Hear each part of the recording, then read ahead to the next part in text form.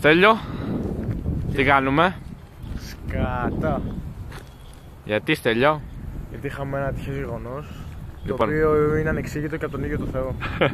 Λοιπόν, είμαστε εμείς οι δύο εδώ όπως μας βλέπετε. Είμαστε σε μια πολύ ωραία περιοχή η οποία λέγεται Λιμανάκια και είχαμε ένα πολύ ευτυχές συμβάν. Τράκαρα. Πόσο πιο φυσιολογικό ακούγεται.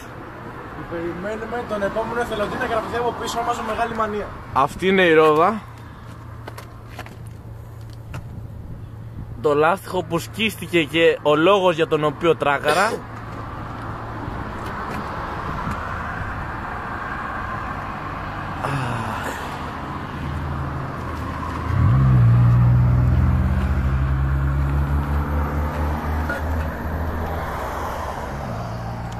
Εδώ βλέπετε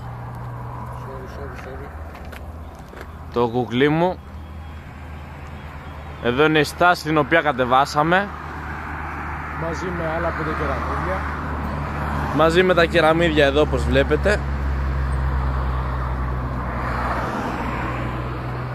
Hop. Εννοείται ότι δεν τη γλίτωσε το παρμπρίζ. Ορίστε και η στάση. Λείπουν κάτι κεραμίδια, αυτά βρεθήκαν πάνω στα μάξι μου. Εδώ είναι η κολόνα την οποία βρήκαμε. Εδώ είναι ο άλλος τροχός που ο Θεός ξέρει πως γύρισε έτσι. Και να ήθελα να ανοίξω το καπό, δεν γίνεται.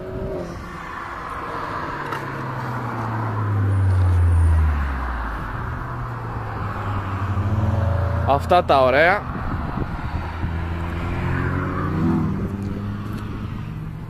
Παιδιά, ένα έχω να πω. Η ζώνη σώζει ζωές. Δόξα τω Θεώ, φοράγαμε και οι δύο. Και εγώ και αυτός. Εγώ είμαι αυτός. Νομίζω, φίλε, ότι είμαι πανευτυχής. Μετά από μια τέτοια μέρα και γενικά μετά από μια τέτοια εβδομάδα. Ναι, δηλαδή θεωρώ, ρε φίλε, ότι μετά από κάτι τέτοιο πρέπει να νιώθω γαλήνια. Δηλαδή τι καλύτερο από το να τρακάρεις με τα μάξι και χωρίς να φταίς. Μόνο και μόνο από ένα λάστιχο, όχι ξέρω ποιος φταίει. Ποιος φταίει? Ο Μάνος. Έλα ρε, το παιδί τι φταίει. Μπορεί να το δείξω το βίντεο και να μας παρεξηγήσει. Δεν πειράζει, υγεία μου ρε. Για όλα υπάρχει πρώτη φορά. Σωστά. Για τώρα απόλαυσα αυτή την πολύ ωραία στιγμή. Πάντως, παιδιά, έχω να πω ότι έχουμε πάρα πολύ ωραία θέα.